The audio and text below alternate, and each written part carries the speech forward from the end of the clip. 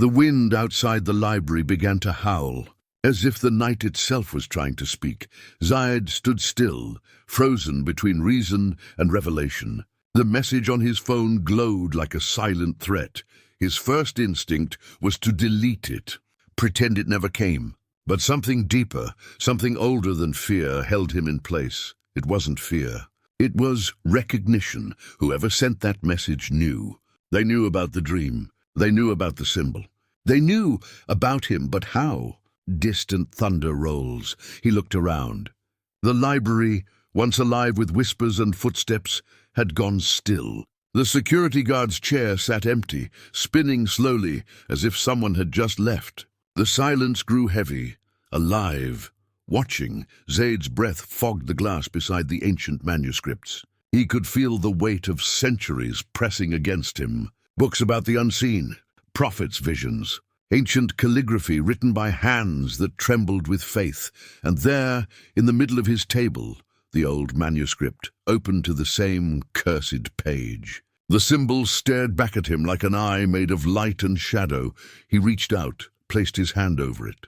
That didn't help. He could feel it pulsing. Through the paper, through his skin. He closed the book, grabbed his bag. Every instinct told him, leave. Now, as he turned, the door at the far end creaked open. No footsteps, no wind. Just the slow moan of wood bending under something unseen. Hello? His voice cracked, no answer. Only the whisper of his own heartbeat. He walked toward the exit, eyes scanning the shelves, and froze. Someone was standing outside, beyond the glass, still, watching. A figure, face hidden by the shadow of the streetlight. Motionless, silent, as if carved into the night itself. Zayd's pulse jumped. The figure didn't hide, didn't pretend to be normal. It wanted to be seen. He took a step forward. The shadow shifted, not walking, not running, just fading. Like smoke pulled backward by invisible hands. Gone. Zayd exhaled slowly. His breath trembled. He stepped out into the cold. The city looked empty. But it didn't feel empty. Someone had been there. Someone who knew, not the sender of the message. Someone else. Someone who wanted him to stop. He walked faster, his mind echoing with one question. Who still remembers the symbol? Thousands of miles away, under the pale light of dawn, Fatima Zahra awoke again with the same dream, the same corridor of light, the same whisper of a child's voice calling her name. She sat up, hand over her heart. Tears again, not from sadness, from memory. She reached beneath her pillow and pulled out a small carved wooden box, its edges worn smooth by years of trembling hands. Inside, wrapped in a piece of green cloth, was a letter. A letter someone had left at her door 32 years ago. On the morning her son died, the paper had turned yellow, but the ink, dark, unwavering, still carried the scent of sandalwood. On the envelope, drawn in crimson ink, was the same symbol. She had never shown it to anyone. Not to her husband, not to her students, not even to the imam she had known since childhood, because something in her heart whispered, this is not for them. But last night, everything changed. In her dream, the symbol had glowed, alive, breathing, and a voice, not human, not distant, had said, the time has come. She opened the box again now, her hands trembling not with fear, but with certainty. The back of the envelope bore words written in old Ottoman Turkish. You will not understand its meaning until others awaken. She whispered, others have awakened? The words echoed in the quiet of her home. She pressed the letter to her chest. A faint smile broke through the tears. Ya Allah, what have you hidden in this sign? In a cramped apartment above a quiet street, a teenage boy named Ayman woke with a gasp. He had seen the dream again. The same ocean of light. The same man standing upon the water, face unseen but voice unmistakable. Wake the sleepers. Ayman sat up, heart racing. He looked at his sketchbook. Page after page filled with drawings. The same symbol repeated hundreds of times. He didn't even remember drawing them. His mother knocked gently. Ayman, it's Fajr time. He hid the sketchbook quickly. I'm coming, Ma. He stood, washed his face, but when he looked into the mirror for the briefest moment, the symbol appeared in the reflection, burning faintly on his forehead, then faded. He stumbled back, whispered, "What is happening to me?" The rain outside grew heavier, each drop sounding like a heartbeat. He didn't know Zayd. He didn't know Fatima Zahra. But that night, all three of them dreamed of the same thing, a door of light, and a voice beyond it saying, "The first dream is awakening." In London, Zayd couldn't sleep. He opened the manuscript again. Every time he stared at the symbol, it seemed to change, as if alive. He searched online, desperate for meaning, and then, search results stood out. The Mark of the Awakened, recorded sightings in Marrakesh, 1973. He clicked. An old photograph appeared, a woman holding a letter sealed with the same symbol. Underneath, source, Fatima Zahra al-Idrisi, Marrakesh. Zayd froze. "It was real," he whispered. "It can't be. She's still alive?" At that exact moment across the world, Ayman's phone buzzed. An unknown number. A text message. "You're not alone. London, Marrakesh, Jakarta. The first dream returns." Ayman stared. His hands shook. He replied, "Who are you?" No response. Only a picture appeared. The same symbol drawn in light. Zayd closed his laptop and leaned back, staring at the ceiling. The name, Fatima Zahra al-Idrisi, kept echoing in his head. He whispered it a few times, feeling as if the air itself carried a memory of her. The symbol on the manuscript and the one in that old photograph, they were identical. He felt something stir deep inside, like a call. Not a voice, not a command, something subtler, quieter, but impossible to ignore. He packed the manuscript carefully into his bag. He knew he had to find her. Outside, dawn was breaking. The wind had calmed, but the air felt charged, as though the world itself was waiting for someone to take the next step. In Marrakesh, Fatima Zahra sat before her small prayer rug. Her hands rested on her knees, palms open, as she whispered the prayer of istikhara. The words flowed softly from her lips, each syllable a bridge between her heart and the unseen. She asked for a sign, for direction, for truth. When she finished, she remained still, eyes closed. The faintest light began to touch her face through the window, and in that moment a sudden image appeared in her mind, clearer than any dream she'd ever had. A library, shelves of English books, and a young man staring at a page marked with the symbol. Her eyes opened slowly. She whispered, "He's found it." Half a world away, Ayman sat on his rooftop watching the sunrise over Jakarta. The city buzzed to life below him, but his thoughts were elsewhere. The message he'd received last night burned in his mind. He couldn't tell anyone, not his friends, not even his mother. He opened his sketchbook again. The pages fluttered in the wind until they stopped on the one that mattered, the symbol. He traced it gently with his finger, and the moment he touched it, the sound of the city faded. He was no longer on the rooftop. He was standing in an endless plain, clouds swirling above him like a living sea. A distant voice called his name, Ayman. He turned but saw only light.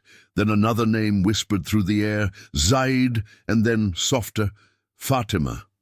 The light pulsed once, twice, then vanished. He opened his eyes, gasping for breath, heart pounding. The city returned. The rooftop. The sound of morning birds, he whispered. We're connected. In London, Zayd couldn't focus on anything else. His classes, his friends, his research, all of it faded into the background. That night he dreamed again. He stood in a vast desert under a sky of shifting stars. In the distance, a city glowed faintly like a mirage, Marrakesh. He knew it instantly. A voice rose from the sand, deep and resonant, neither male nor female. The dream began before you were born. The ink is waking. Zayd woke with a start, covered in sweat. The manuscript lay open beside him, though he was certain he'd closed it. And there, across the ancient page, the symbol now glowed faintly in gold. He grabbed his phone. A flight to Marrakesh left in 6 hours. In Marrakesh, Fatima Zahra felt the same pull. She wrote a single line in her journal before leaving her house for the first time in weeks. The one who dreams has awakened. Ayman spent that same night walking through Jakarta's narrow streets, drawn by something he didn't understand. He stopped outside a small mosque. The azan for Isha echoed softly. He entered, washed his hands, his face, his feet, and prayed longer than he ever had before. When he finished, an old man approached him, white beard, eyes like still water. "You've seen it, haven't you?" the old man asked. Ayman froze. "Seen what?" "The mark. The door of light." Ayman's lips trembled. "Who are you?" The old man smiled faintly. "A messenger. There will be 3 of you. When the call reaches the 3rd, the dream will open." Ayman blinked and the man was gone. Only the faint scent of oud lingered in the air. Zayd landed in Marrakesh just before dusk. The air was warm, the sky burning orange over the rooftops. As he walked through the narrow streets, every sound, the call to prayer, the laughter of children, the hum of the markets, felt charged with meaning. He stopped outside a small art school with a weathered wooden sign. Inside, a woman was teaching calligraphy. Her movements were slow, deliberate, graceful. Each stroke of her brush carried reverence. Zayd waited until the class ended. When the students left, he stepped forward. "Are you Fatima Zahra al-Idrisi?" She looked up, eyes calm but sharp. "And you must be the one from the dream." He froze. You saw me?"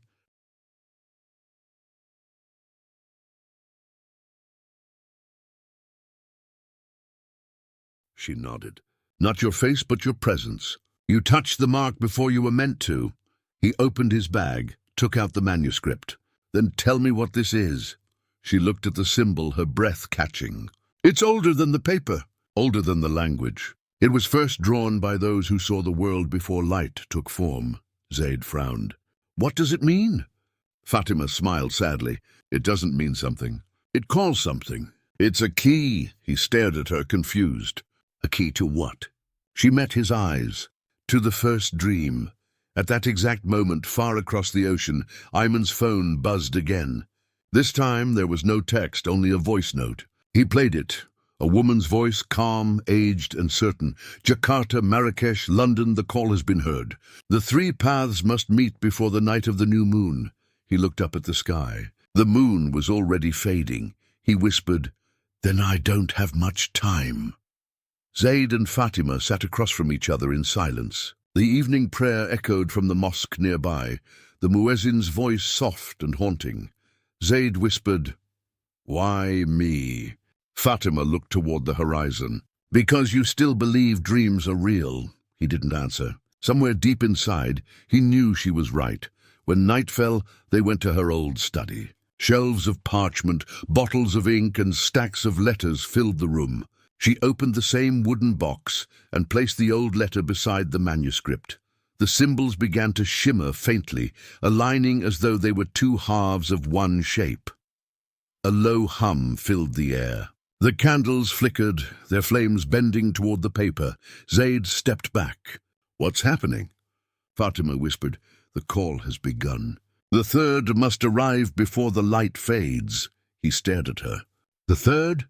You mean," she nodded, "a boy far from here, guided by angels." Thousands of miles away, Ayman packed a small bag and looked out over Jakarta one last time. He didn't know how, but his path was clear. He would find them. He would follow the dream. A man's flight crossed a sky that looked endless. Somewhere over the Indian Ocean, he woke with the taste of salt on his lips and the sound of a whisper in his ear, soft, like a lullaby that came before the world had a name. The cabin was quiet. The other passengers slept. Only the clouds moved, glowing faintly from the light below them. He pressed his forehead to the window. Lightning shimmered across the clouds in slow, silent flashes. Each flash revealed a faint pattern, circles of light forming the same symbol. He whispered Subhanallah under his breath. For the first time, the fear inside him felt like faith. In Marrakesh, the night was deep and fragrant with rain. Zayd and Fatima sat in her courtyard, the manuscript and letter spread between them. The candle beside them burned low. Fatima traced the lines of the symbol with a trembling finger. "When I was young," she said. "I dreamed of a garden where every flower was made of light. There was a gate at the center, and above it this mark. When I touched it, I heard a voice say, 'This is not the end of life, it's the beginning of remembrance.'" Zayd listened quietly. The sound of water dripping from the roof echoed like a slow heartbeat. He thought of his own dream, the desert of stars, the voice that spoke of ink and awakening. He said, "Maybe these dreams are pieces of one memory, scattered across time." Fatima nodded. "And we are being called to gather them again." The candle went out by itself. The courtyard filled with moonlight. On the table the two symbols pulsed once, as if breathing.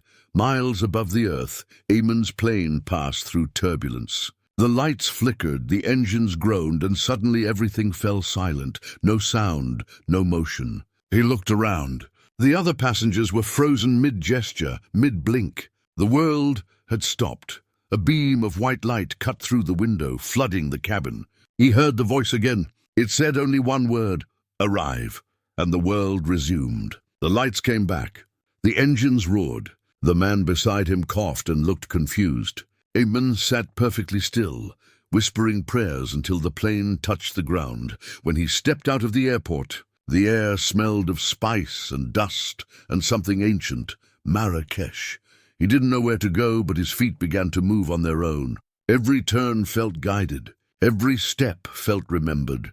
Zayd woke from uneasy sleep to the sound of knocking. He opened the door, and there stood a boy he had never seen before, tired, rain-soaked, eyes bright, with something impossible.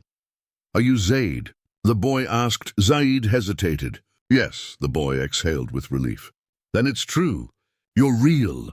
Fatima appeared behind Zayd. When her eyes met Ayman's, she whispered, "The third has come." Thunder rolled over the city.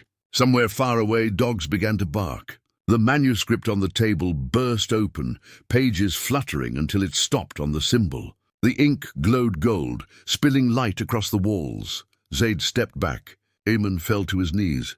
Fatima closed her eyes and whispered, "Bismillahir-Rahmanir-Rahim." The symbol lifted from the page, literally rose, like smoke made of light, and formed a circle between them. In its center appeared a single word, written in luminous Arabic, "Dhikr." Zayd whispered, "Remembrance." Fatima smiled through tears. The first dream was never about prophecy or power. It was about remembering who we were before we forgot. The circle expanded slowly until the room dissolved into brightness. They were no longer standing in Marrakesh. They were in the place that each had dreamed of differently. Zayd's desert of stars, Fatima's garden of light, Ayman's ocean sky. All three merged into one boundless horizon. A presence surrounded them, soft, vast, unnameable. No face, no form, only peace. The voice spoke again, not from outside, but from within them all. "The first dream is the memory of your promise. You were called to awaken because the world has begun to sleep again." Ayman wept quietly. Zayd fell to his knees. Fatima lifted her hands in prayer. When the light faded, they were back in the courtyard. The manuscript lay still. The ink no longer glowed. Only the scent of rain and oud remained. They sat together in silence, unable to speak. The call to Fajr began in the distance, soft and trembling. Fatima looked at the dawn breaking over the rooftops. "It's only the beginning," she said. Zayd looked at her. "What happens now?" She smiled. "Now we remember." The first light of morning touched their faces, and for an instant the symbol appeared again in the air between them, faint, shimmering, before dissolving into the rising sun. The wind that had once howled outside the library now carried only calm. The night had spoken, and its message was peace. The first rays of dawn brushed the walls of Fatima's courtyard. Zayd sat motionless, his eyes tracing the fading shimmer where the symbol had been. Ayman crouched beside the manuscript, breathing slowly, as though afraid that sound might break what was left of the vision. For a long time none of them spoke. The birds began to wake. The call to Fajr faded into the distance, leaving only the quiet rhythm of the world returning to itself. Fatima rose and poured water into a small brass bowl. She washed her hands, her face, her arms, and whispered a prayer for remembrance. When she finished, she turned to the two men and said softly, "The light does not end when it fades. It hides itself in the places we least expect." Zayd looked at her, voice barely above a whisper. "Was that real?" She smiled. "Everything that brings you closer to truth is real." Ayman touched the manuscript again. The ink was dry, but the paper felt warm, as if it still remembered the light. He turned one of the pages and noticed a line of writing that hadn't been there before. It wasn't Arabic. It looked older, curved and fluid like water. Fatima leaned closer. "This is the writing of the early travelers," she said. "They called themselves seekers of the first horizon." Zayd frowned. "Who were they?" She hesitated. "People who believed that dreams were not imagination, but messages left between breaths of creation." Ayman looked up. "And what does it say?" Fatima traced the line with her finger and translated slowly. "When the first dream is seen by three, the gate of the forgotten will open in the city of dust." Zayd repeated the words under his breath. "City of dust." He looked up suddenly. "You think it means the desert?" Fatima nodded. "Beyond the mountains. The old caravan route. They called it Kalat al-Ramad, the fortress of dust. It was abandoned centuries ago." Ayman felt a strange chill, though the morning was already warm. "And that's where the next dream leads?" Fatima closed the manuscript gently. "That's where it began. If we are meant to remember, the path will show itself." The three of them left Marrakesh that afternoon. The sun hung heavy above the plains as they drove south, the landscape slowly turning to stone and sand. Hours passed in silence, broken only by the hum of the road and the soft recitation of prayers that Fatima whispered under her breath. By nightfall, they reached the edge of the desert. Ayman gazed out at the endless darkness, stars scattered like forgotten verses across the sky. He said, "It feels like the world is holding its breath." Zayd nodded, or waiting for someone to listen. They set up camp beside an old well. The air smelled of salt and wind. Fatima lit a small lamp, and its flame flickered wildly, bending toward the manuscript as if drawn by it. She opened it again, and the pages turned on their own until they stopped at a blank sheet. Then words began to appear, one by one, written in light. Ayman leaned forward, eyes wide. "It's writing itself." The message formed slowly, glowing brighter with each letter. "Do not seek the gate with your eyes. The city of dust sleeps inside the heart that remembers." Zayd whispered, "Inside the heart."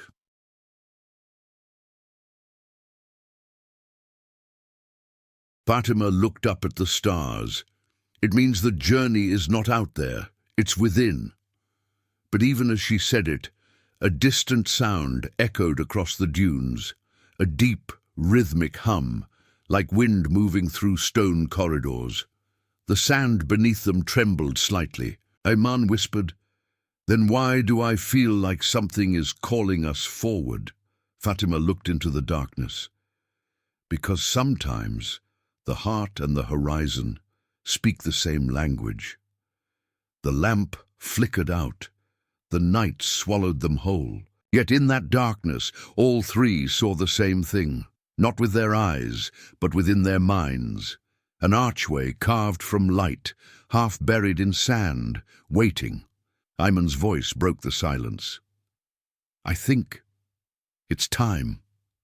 Zayd stood. "Then we walk." They began moving toward where the vision led, the sand cool beneath their feet, the stars shifting slowly above. Every few steps the wind whispered a word that none of them could quite catch, like a forgotten name on the edge of remembrance. The dunes stretched endlessly, their curves glowing faintly under the moonlight.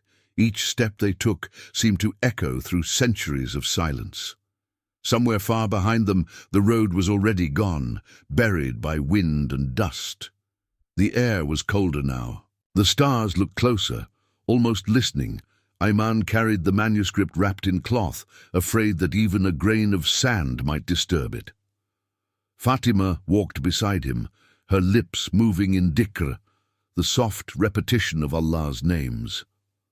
The sound was gentle but steady, and with every word the wind seemed to quiet. Zayd led them forward.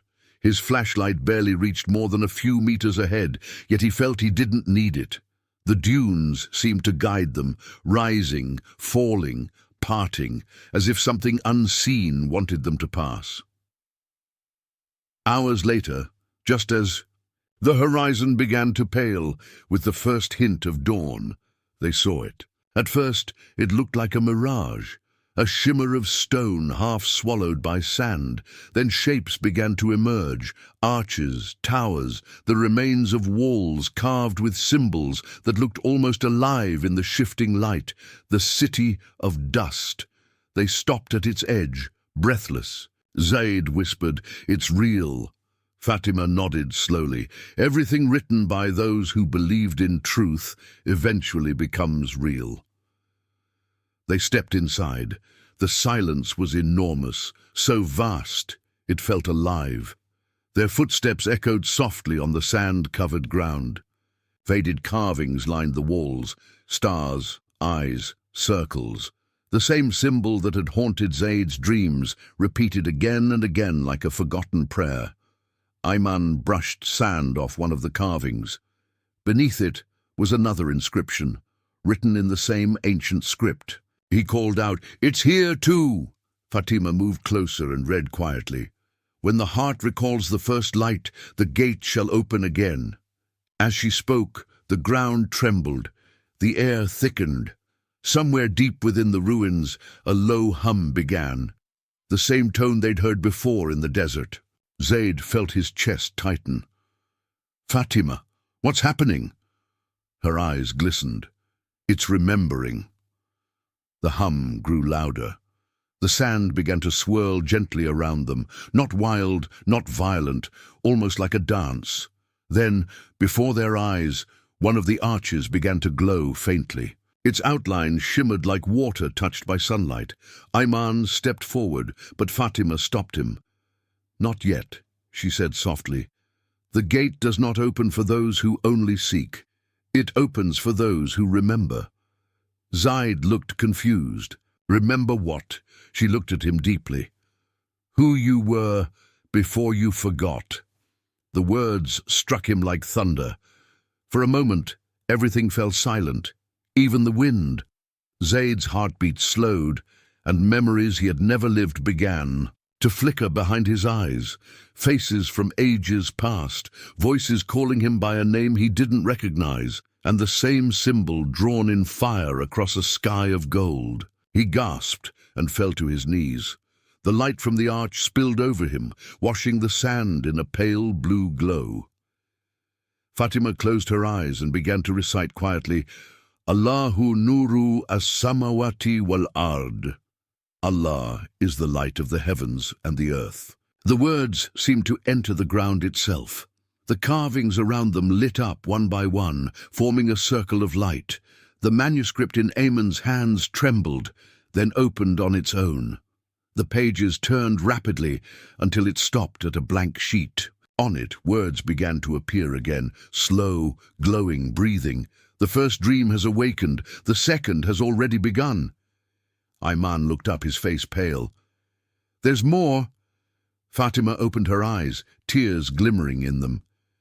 "Yes," she whispered. "The dream is not only about us." Zayd stood slowly, staring into the light. "Then who else?" Before she could answer, the ground split open near the arch. A rush of air burst upward, carrying dust and light together. The sound that came with it wasn't thunder. It was a voice, ancient and vast, speaking in a language none of them knew, but all of them somehow understood. It said only one thing: awaken the others. The light folded inward, and the arch dimmed again, silent, as if nothing had ever happened. They stood there in the soft, trembling stillness of dawn. The city was quiet. The manuscript lay open in Ayman's hands, its pages now blank again. Zayd whispered, "What does it mean?" "The others." Fatima turned toward the rising sun. "It means this dream did not begin here," she said, "and it will not end here." The wind lifted her scarf, carrying it forward into the desert. The light caught it for a moment before it vanished into the dunes, like a sign, like a whisper, like a promise. Ayman looked toward the horizon. "Then where do we go now?" Fatima smiled softly, her eyes filled with both peace and mystery. "Wherever the next dream calls."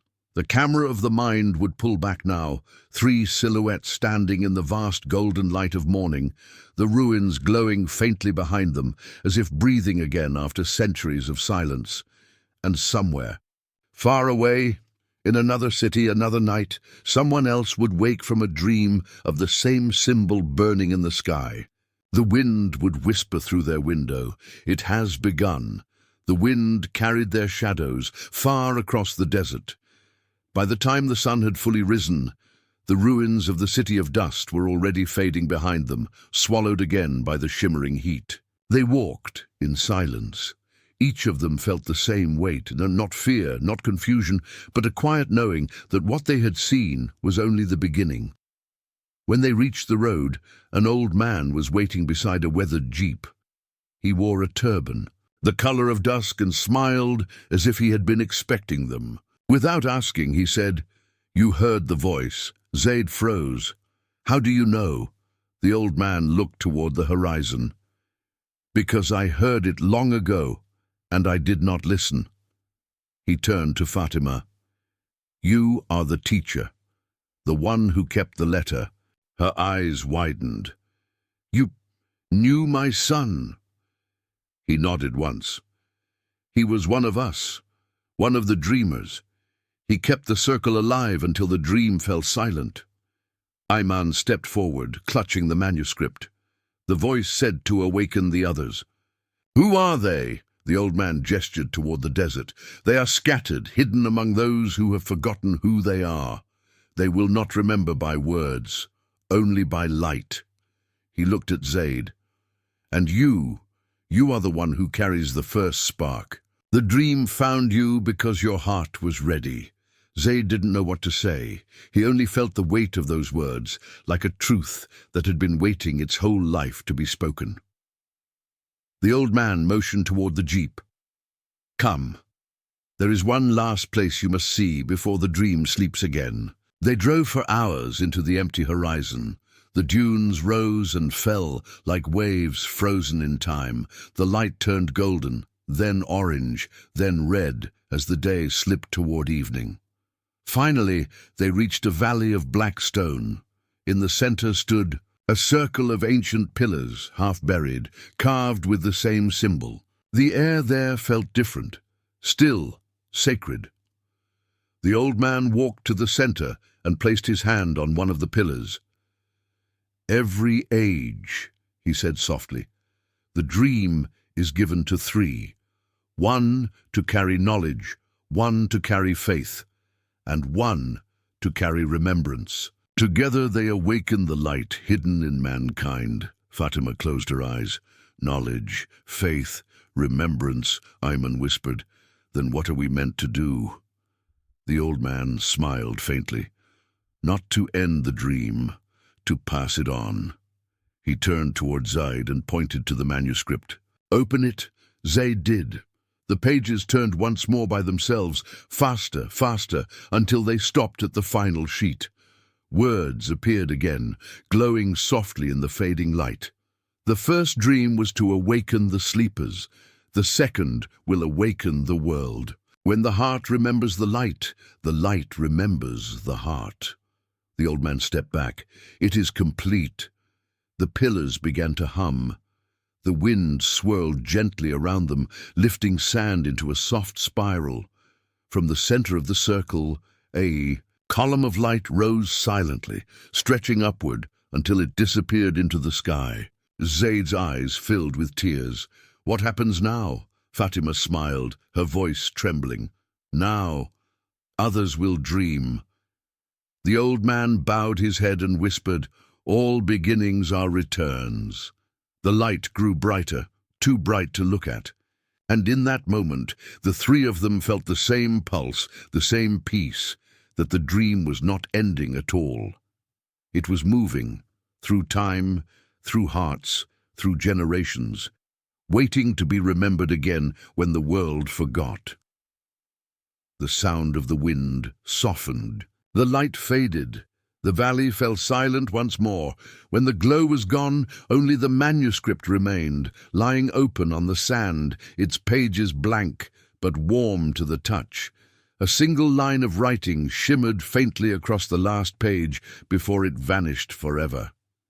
Sleep now, dreamers. The light will find its way, and far above, in the deep silence of the desert sky, the first star appeared, bright, still, eternal.